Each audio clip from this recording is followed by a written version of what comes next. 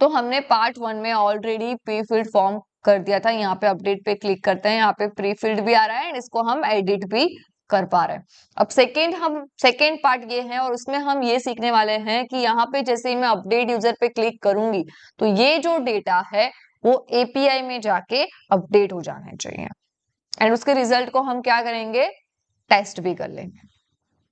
तो उसके लिए पहले हम यहाँ जाते हैं यहाँ पे, और यहाँ पे ये जो हमारा बटन है उसके क्लिक इवेंट पे जो भी काम होगा वो, तो यहाँ पे लिखेंगे ऑन क्लिक। एक और चीज मैं बता देती हूँ कि यहाँ पे देखो पहले ही फॉर्म दिख रहा है, राइट। अब हम ऐसा भी करेंगे कि जैसे ही हम अपडेट पे क्लिक करें तभी हमारा ये फॉर्म शो होना चाहिए, तब तक ये फॉर्म शो नहीं होना चाहिए। ओके, पहले हम ये बात कर लेते हैं कि अपडेट यूजर पे अपडेट होता है या नहीं, फिर वो हम फॉर्म वाला देखेंगे। ओके, तो यहाँ पे हम लिख देते हैं अपडेट यूजर। तो यहाँ पे हमने फंक्शन बनाया है, यहाँ पे कॉल करवाया है, तो यहाँ पे हमको फंक्शन बनाना पड़ेगा। तो यहाँ पे हम लिखेंगे फंक्शन अपडेट यूजर, और यहाँ पे हम कंसोल में प्रिंट कर देते हैं नेम, ईमेल एंड आईडी। तो यहाँ पे ID is not defined. Okay, ID हमारा ये आई कैपिटल है, सॉरी। ओके, अब हम यहाँ पे इसको एग्जीक्यूट करते हैं। अब यहाँ पे मैं ये अपडेट करती हूँ एंड इसको अपडेट यूजर करती हूँ। तो देखो यहाँ पे हमको ओके आईडी हमारा नहीं मिल रहा है हमको अभी।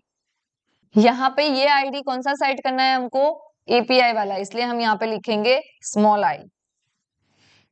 अब हम इसको एग्जीक्यूट करते हैं, इसको एक बार रिलोड कर देते हैं एंड यहाँ पे मैं अपडेट लिख देती हूँ। तो यहाँ पे देखो यहाँ पे हमारा आईडी आ गया। यहाँ पे फोर्थ वाले पे अपडेट करती हूँ तो यहाँ पे हमारा फोर्थ वाला आईडी आ गया। अब यहाँ पे ये एडिटेबल भी है। अब हम अपडेट पे क्लिक करें तब हमारी एपीआई कॉल होनी चाहिए, वो चीज हमको करनी है, राइट।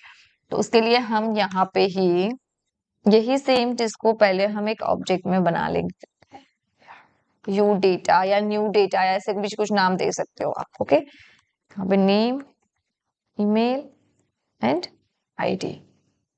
फिर हम क्या करेंगे, ये जो डिलीट वाला था वो सेम एपीआई आप यहाँ से कॉपी कर सकते हो।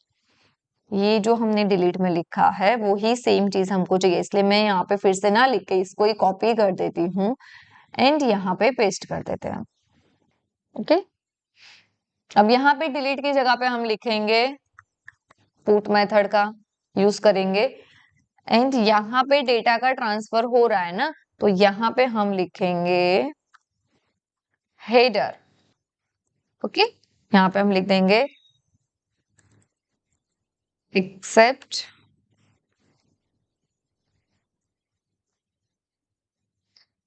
एप्लीकेशन, कौन से फॉर्मेट में, तो जेसन फॉर्मेट में। ओके, और यहाँ पे हम लिख देंगे कंटेंट टाइप, उसमें भी सेम हमारा आएगा जेसन। कौन से टाइप का कंटेंट है हमारा, तो जेसन टाइप का कंटेंट है। इसके साथ यहाँ पे बॉडी भी जाएगी, तो यहाँ पे हम लिखेंगे body and then JSON dot stringify and यहाँ पे हमको कौन से डेटा भेजने हैं, ये वाले, तो यू डेटा, इसको हम सेव कर देते हैं। अब हम यहाँ पे रन करके देखते हैं तो ID is not define. Okay, यहाँ पे कैपिटल आई आएगा। अब हम इसको रिलोड कर देते हैं एक बार एंड देन हम यहाँ पे ये फोर्थ वाली जो है उसको अपडेट करते हैं और यहाँ पे हम लिखते हैं code@शीतल.com। अब हम इसको कर देते हैं अपडेट यूजर। यहाँ पे देखो अपडेट हो गया हमारा code@शीतल.com। अगर यहाँ पे ये रिफ्लेक्ट नहीं हो रहा है ना आपका अपडेट, तो आपको क्या करना है वो भी मैं आपको बता देती हूँ कि आपको ये जो है ना रिस्पॉन्स वाला जो यहाँ पे रिजल्ट वाला है उसमें आपको क्या कर देना है, टेबल डेटा। दैट मीन्स कि हम जब भी हमारा पेज फर्स्ट टाइम रिलोड होता है तब हमने ये जो कोड लिखा हुआ है ना वो एग्जीक्यूट हो रहा है, ये वाला। तो अगर आपने इसको यूज इफेक्ट में लिखा हो तो इसको आपको क्या कर देना है, एक ऐसे फंक्शन में बना देना है, ये फंक्शन को कॉल कर देना है आफ्टर अपडेट वाले में यहाँ पे। ओके, तो आपका क्या होगा, पेज रिफ्रेश आपको नहीं करना पड़ेगा। यहाँ पे एक और, अब ये ओशन वाला अपडेट करना है तो यहाँ पे हम लिख देते हैं कि ocean@code.com और यहाँ पे अपडेट यूजर, यहाँ पे हो गया है। अब हम एपीआई टेस्ट कर लेते हैं पोस्टमैन में जाके। तो यहाँ पे पोस्टमैन में हम आ गए हैं, यहाँ पे हम देख सकते हैं कि ये पुराने वाले कंटेंट हमको दिख रहे हैं। अब हम यहाँ पे इसको सेंड कर देंगे। याद रखना यहाँ पे आपको कौन सा यूआरएल देना है वो आपको यहाँ से मैं बता भी देती हूँ। ये जो है, ये हमारी जो एपीआई का है वो यूआरएल आपको यहाँ पे ले लेना है। आईडी ऐड नहीं करनी है, सिर्फ यूजर तक का ले लेना है। यहाँ पे पेस्ट कर दो, यहाँ पे गेट मेथड यूज कर दो एंड देन यहाँ पे अब हम करेंगे सेंड। तो यहाँ पे देखो ocean@code.com आ गया एंड शीतल में भी हमने अपडेट किया था तो वो अपडेट भी यहाँ पे रिफ्लेक्ट हो रहा है। तो यहाँ पे आपको ये क्वेश्चन में भी हो सकता है कि यहाँ पे हमने आईडी को क्यों सेट किया। तो ये आईडी को सेट हमने इसीलिए किया कि हमको समझ में आए कि हमको कौन सा यूजर है, उसका नेम या ईमेल आईडी चेंज करना है। अब हम ये देखते हैं कि हमारा फॉर्म देखो यहाँ पे पहले से ही दिख रहा है। हमको ऐसा नहीं करना है, जैसे मैं ये अपडेट पे क्लिक करूँ तभी हमारा फॉर्म दिखना चाहिए, तब तक हमारा ये फॉर्म नहीं दिखना चाहिए। तो उसके लिए हम एक और स्टेट क्रिएट करेंगे, उसको ट्रू एंड फॉल्स में हम कन्वर्ट करते रहेंगे। ओके, तो यहाँ पे हम करेंगे कॉन्स्ट शो फॉर्म, ऐसे भी नाम दे सकते हो। यहाँ पे हम लिख देते हैं सेट इज इक्वल टू, यहाँ पे सो नहीं लिखते हैं, हम लिखते हैं form and set is equal to use state. By default इसकी वैल्यू क्या होनी चाहिए, फॉल्स। और ये हम ऐड करेंगे यहाँ पे नीचे। हमारा फॉर्म कहाँ पे है, यहाँ पे, ये DIV वाला फॉर्म है ना, तो यहाँ पे हम सेट करेंगे इसको। एंड एंड क्या करेगा, दोनों। Okay,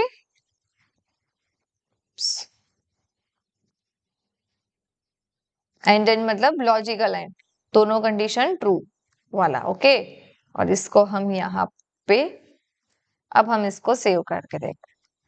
so is not defined. Okay, हमने यहाँ पे शो नाम नहीं दिया है, हमने यहाँ पे फॉर्म नाम दिया है। तो यहाँ पे देखो हमारा फॉर्म गायब हो गया है। अब हम क्या करेंगे, अपडेट पे क्लिक करें तो यहाँ पे फॉर्म आ जाना चाहिए, वो चीज करनी है ना। तो अपडेट की ऑन क्लिक पे हमने कहाँ पे सिलेक्ट यूजर में जाना है, तो सिलेक्ट यूजर में हम जाएंगे और यहाँ पे हम सेट एक और कर देंगे, सेट फॉर्म, इसको लिख देंगे ट्रू। यहाँ पे सेट फॉर्म की जगह पे हमारा क्या, हमने क्या नाम दिया है,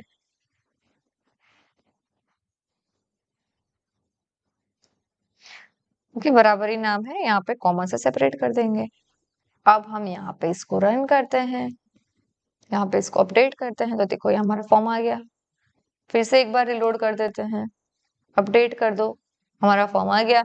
ये अपडेट यूजर के बाद अगेन आपको, ये जैसे हम अपडेट यूजर करते हैं एंड अगेन आपको इसको रिमूव कर देना है।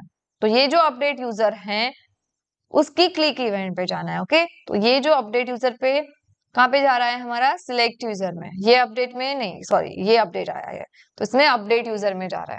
तो यहाँ पे ये अपडेट यूजर में जाएंगे हम और यहाँ पे हम लिख देंगे सेट फॉर्म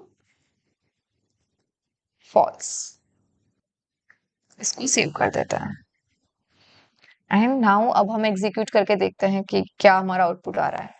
इसको अपडेट किया, अपडेट यूजर किया, तो ये देखो चला गया। तो आप इस तरह से पुट मेथड का यूज आपके एपीआई के डेटा को अपडेट करने के लिए कर सकते हो। तो यहाँ पे हमने सारे एपीआई की बात कर ली, राइट। हमने अपडेट की भी बात कर ली, डिलीट की भी कर ली, पोस्ट की भी कर ली, मतलब कि ऐड करना है डेटा उसकी भी कर ली एंड गेट के बारे में भी कर ली।